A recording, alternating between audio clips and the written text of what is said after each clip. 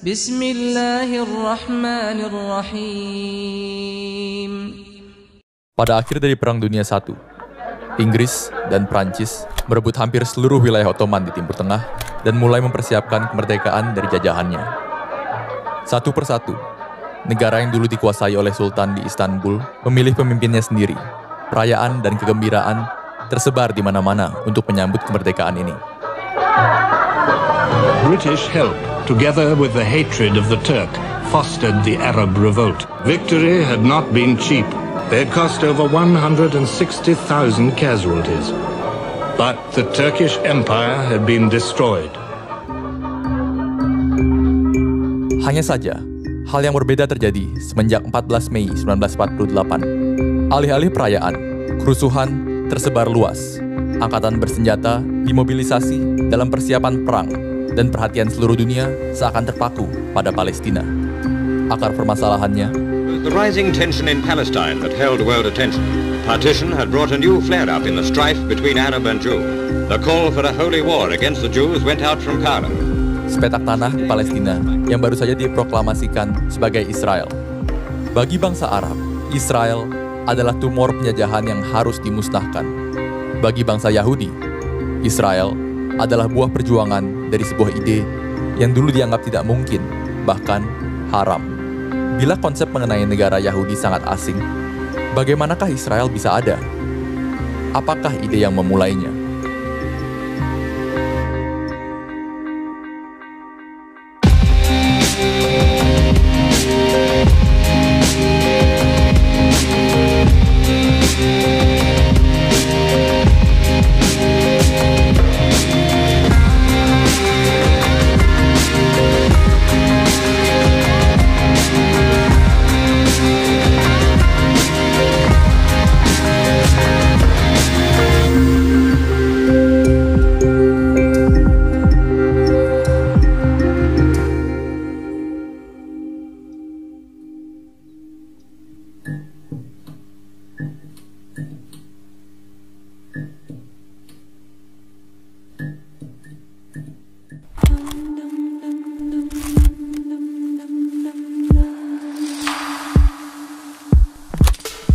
Pada awal abad Masehi, Romawi menduduki Yudea.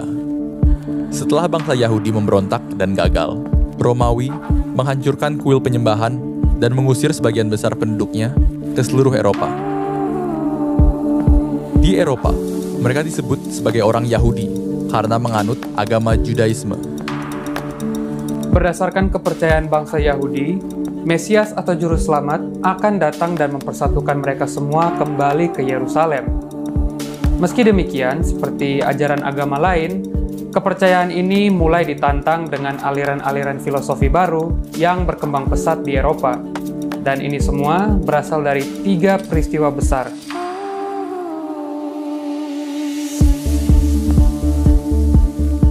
Ketiga hal tersebut mengakibatkan 2 hal. Pertama, pemisahan agama dan kehidupan publik. Kedua, peperangan di Eropa semakin memantik perasaan nasionalisme. Akibatnya, orang Yahudi di Eropa dipaksa untuk melupakan tradisi mereka demi mengasimilasikan dirinya dengan masyarakat Eropa. Berkat asimilasi, orang Yahudi mulai melupakan ajarannya. Bagi mereka, Palestina sudah menjadi tempat yang buruk, terbelakang, dan berbahaya karena dikuasai oleh Kekaisaran Ottoman. Meski diskriminasi masih kerap terjadi, Eropa Barat masih menjadi pilihan yang lebih baik. Namun, situasi berbeda terjadi di Eropa Timur.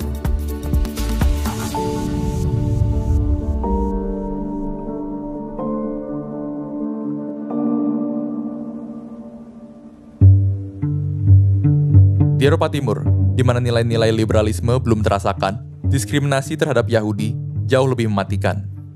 Mereka dipaksa tinggal di daerah kumuh dan tidak diperbolehkan bepergian sesuka hati.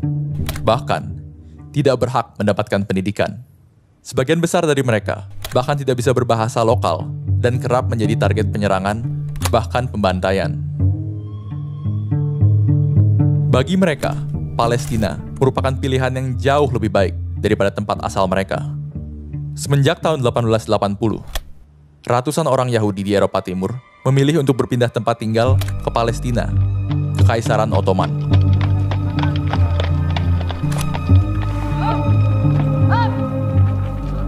Hanya saja, rencana untuk imigrasi massal ini dilakukan tanpa perencanaan yang matang.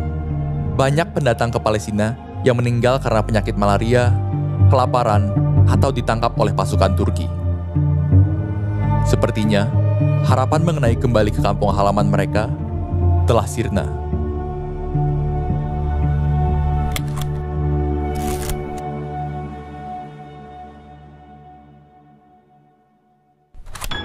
Pada tahun 1891, seorang jurnalis ditugaskan untuk meliput peristiwa politik di Prancis. Jurnalis ini bernama Theodor Herzl.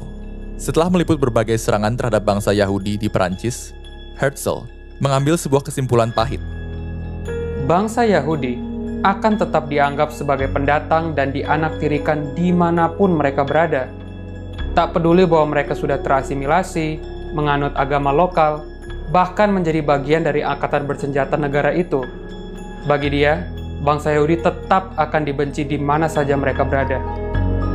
Dengan demikian, satu-satunya solusi adalah memiliki negaranya sendiri. Herzl merasa bahwa imigrasi ke Palestina saja tidak cukup, bahkan berbahaya. Hal pertama yang harus dilakukan untuk mendirikan negara Yahudi adalah memastikan dukungan dari negara Eropa yang besar terlebih dahulu. Setelah mendapatkan perjanjian resmi untuk membentuk sebuah negara, barulah imigrasi massal bisa dimulai. Disinilah ideologi Herzl bertentangan jauh dengan ajaran Judaisme. Apabila Judaisme didasarkan dengan agama yang menantikan keselamatan dari Mesias, ideologi Herzl didasarkan dengan nasionalisme Yahudi. Herzl merasa bahwa bangsa Yahudi tidak bisa menunggu terlalu lama. Bangsa Yahudi menurutnya harus mengambil alih takdir mereka dan segera membentuk negara di Palestina.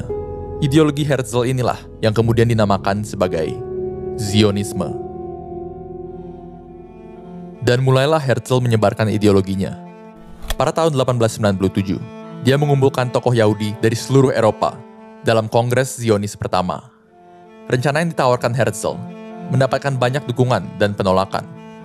Bagi mereka yang menentang Zionisme, membuat sebuah negara bagi bangsa Yahudi akan melanggar kitab Taurat, di mana hanya Mesiaslah yang bisa mempersatukan bangsa pilihan Tuhan.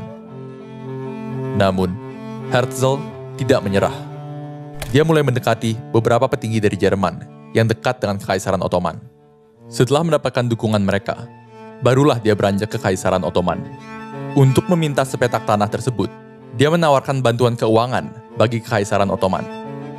Namun, Kekaisaran Ottoman yang sedang menghadapi banyak tantangan dari Eropa tidak ingin memberikan seinci pun tanah di Palestina. Sekali lagi, Herzl tidak menyerah.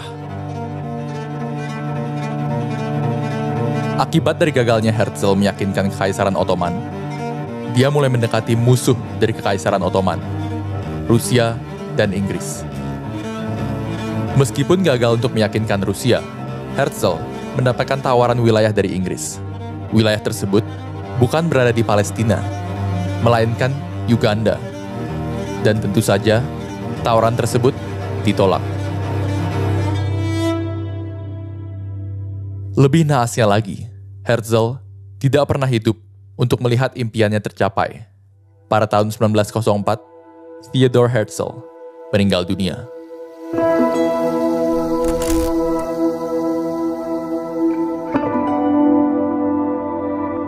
Pada tahun 1914, kelompok Zionis yang sudah tersebar di mancanegara mengalami sebuah dilema. Kekaisaran Ottoman beserta dengan Jerman turut berperang melawan kekuatan sekutu. Inggris, yang merupakan bagian dari sekutu tersebut, merespon hal ini dengan mendukung nasionalisme bangsa-bangsa Arab agar memberontak pada kekuasaan sentral Kekaisaran Ottoman. Kelompok Zionis terbagi menjadi dua kubu. Bagi orang Yahudi yang sudah menetap di Palestina, Kekaisaran Ottoman adalah harapan terbesar mereka dari ancaman Inggris yang mendukung bangsa-bangsa Arab. Sementara para Zionis yang berada di Eropa merasa bahwa ancaman terbesar datang dari Kekaisaran Ottoman. Maka dari itu, Inggrislah yang harus didukung. salah satu dari Yahudi Eropa yang mendukung Inggris, adalah seorang ilmuwan bernama Chaim Weizmann. Selama perang berkecamuk, dia melobi Menteri Luar Negeri Inggris, Lord Balfour, untuk memberikan sepetak tanah di Palestina bagi bangsa Yahudi apabila Inggris berhasil mengalahkan Kekaisaran Ottoman. Dan ini adalah balasan dari Lord Balfour.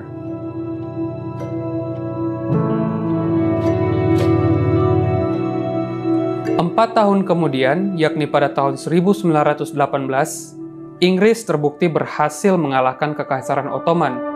Dan tidak hanya itu, dia diberikan mandat oleh Liga Bangsa-Bangsa untuk berkuasa di atas seluruh tanah Palestina. Dan dengan kekuasaan ini, Inggris mulai mengambil kebijakan yang seakan mengingkari janjinya dengan bangsa Yahudi.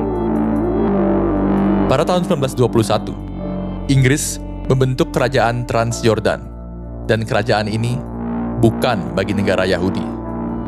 Tanpa disangka, pengingkaran janji ini memantik nasionalisme ekstrim di bangsa Arab Palestina yang menghendaki kemerdekaan serupa, dan juga di sisi Yahudi yang semakin tidak mempercayai Inggris dan membenci bangsa Arab. The moment of Arab liberation was poisoned by conflict between the different Allied promises. The problems of victory remained for others to solve. Konflik antar masyarakat Arab dan Yahudi di Palestina semakin meningkat hari demi hari, di mana kedua belah pihak saling menyerang satu sama lain. Dengan meningkatnya kekerasan, seorang ekstremis bernama Vladimir Jabotinsky membentuk sebuah milisi Yahudi bernama Haganah. Jabotinsky percaya bahwa negara Yahudi tidak boleh menerima bangsa Arab karena sudah banyak negara Arab di Timur Tengah. Dia juga percaya bahwa bangsa Yahudi juga tidak boleh mempercayai bangsa manapun, termasuk Inggris. Dengan meningkatnya kedatangan Yahudi dari Eropa, kekerasan pun turut bertambah. Pada tahun 1939, Inggris mulai kewalahan akan konflik antar Arab dan Yahudi di Palestina. Dan Inggris memutuskan untuk menghentikan imigrasi Yahudi ke Palestina. Hanya saja tahun 1939 merupakan tahun yang sangat menakutkan bagi bangsa Yahudi. Jerman baru saja dikuasai oleh partai Nazi yang berambisi memburu dan memusnahkan seluruh orang Yahudi di dunia. Bukan hanya itu, pandangan ekstrim dari Vladimir Jabotinsky pun mendapat banyak dukungan dari orang-orang Yahudi. Bahkan mereka yang awalnya ingin hidup berdampingan dengan bangsa Arab di Palestina turut terkontaminasi dengan kebencian ini. Kelompok teror Yahudi pun mulai terbentuk, seperti Irgun dan Lehi untuk menyerang, bahkan melakukan pembunuhan perwira-perwira Inggris yang dianggap menghambat imigrasi Yahudi ke Palestina. Mereka juga menebar teror di populasi Arab. Ekstremisme dari kedua kelompok ini membuat bahkan beberapa tokoh Yahudi, seperti David Ben-Gurion, mengecam tindakan mereka dan mendorong Inggris serta seluruh dunia untuk segera mengesahkan pembentukan negara Yahudi demi menghentikan segala kekacauan di Palestina ini.